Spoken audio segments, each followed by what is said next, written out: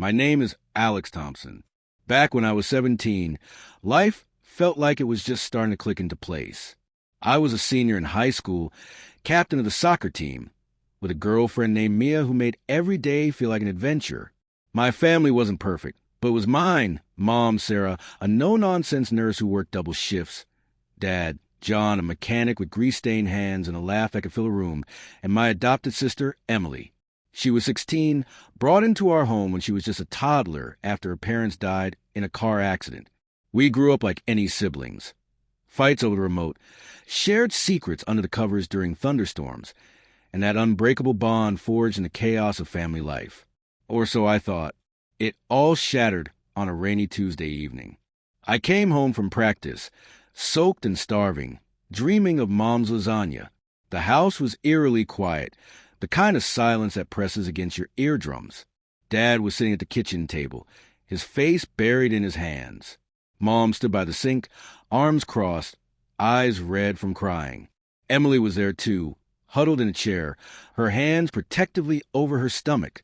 "Alex," Dad said, his voice cracking like old leather, "we need to talk." Emily burst into tears before I could even drop my bag. "It's him," she sobbed, pointing a trembling finger at me. "Alex got me pregnant." The words hit like a freight train. I stood there, mouth agape, the world tilting on its axis. Pregnant?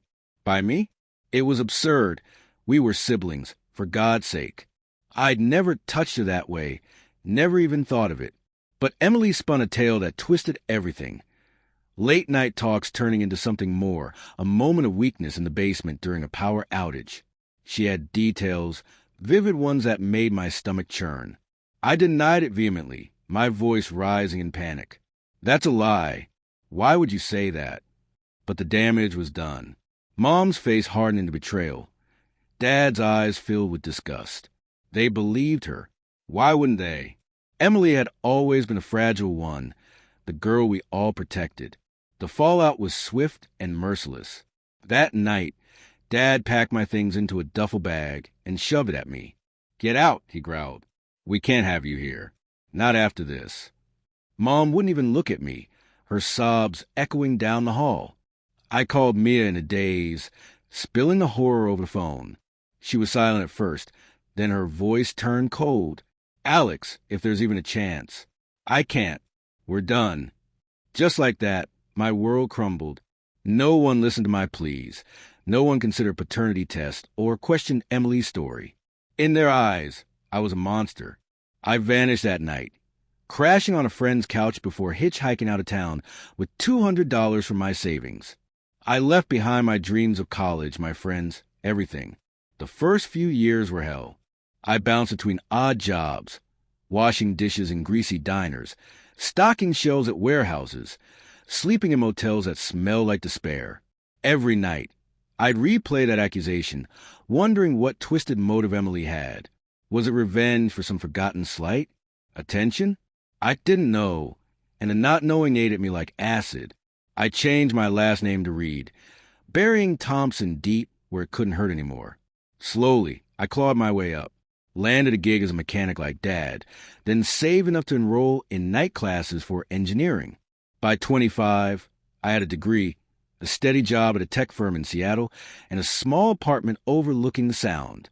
I even met Lisa, a kind-hearted graphic designer, who saw past my guarded walls.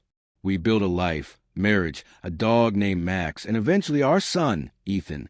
For the first time, I felt whole, unscarred. But scars don't vanish. They just fade. 10 years after that fateful night, on a crisp autumn evening, my phone buzzed with an unknown number. I ignored it, focused on Ethan's bedtime story. The calls persisted, voicemails piling up.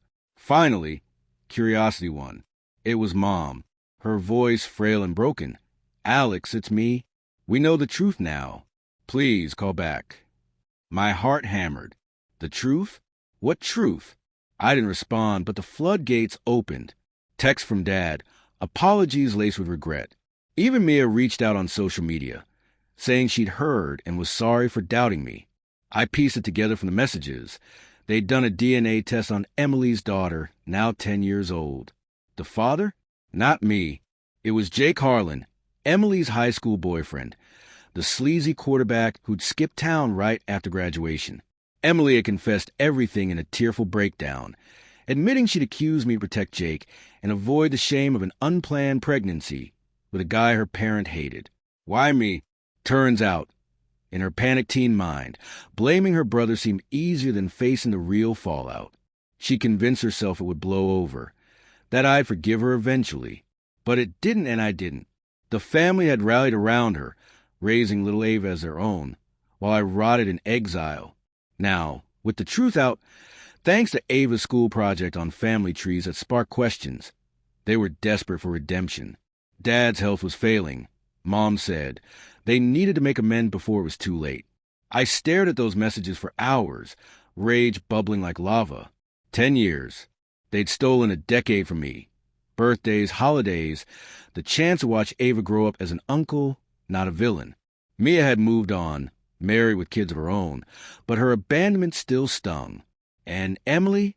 Her apologies were the worst, rambling excuses about being scared, young, stupid, as if that erased the isolation.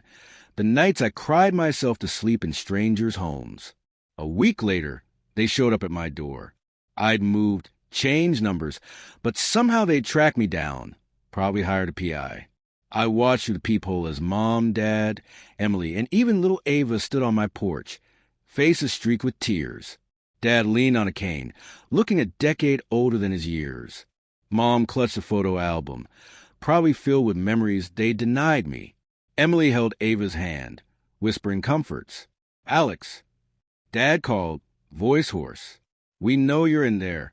Please, son. We're so sorry. Let us explain. I didn't move. Lisa was at work, Ethan napping in his room.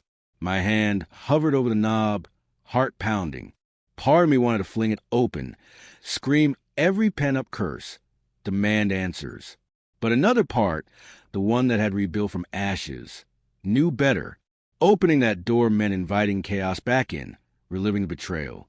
They'd chosen Emily's lie over me once. What guarantee they wouldn't twist things again? Ava's small voice broke the silence. Uncle Alex? Mommy says you're a hero.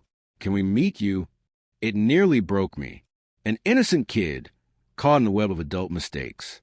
But I stepped back, silent. They knocked for what felt like hours, sobs mingling with pleas. Eventually, they left a letter on the mat, pages of apologies, photos of family gatherings I'd missed, even a check for reparations, as if money could buy back time. I burned the letter that night, watching flames consume their words. Lisa held me as I finally let the tears come, not for them, but for the boy I'd been. The next day, I changed our locks, blocked their numbers, and focused on my real family, the one I'd chosen, not the one that discarded me. Sometimes, late at night, I wonder if I did the right thing. Forgiveness is preached as healing, but some wounds are too deep. They showed up crying, begging for a second chance. I didn't answer. And in that silence, I found my peace.